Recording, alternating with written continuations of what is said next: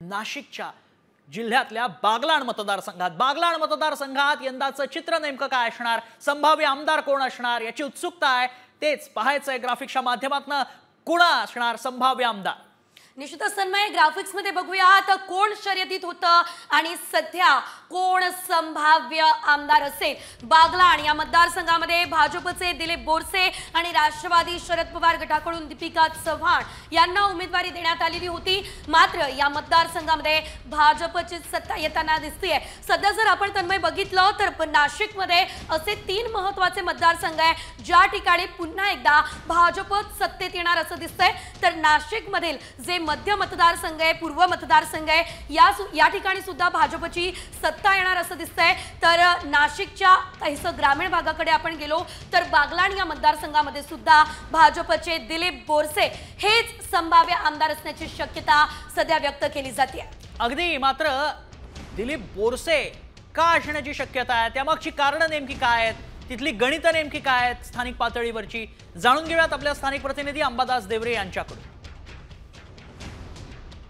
बागलाण विधानसभा मतदारसंघात काल अत्यंत चुरशीच्या लढतीत 67% मतदान झाल्याने निकाल नेमका कोणत्या बाजूने झुकतो याबाबत चर्चा सुरू आहे।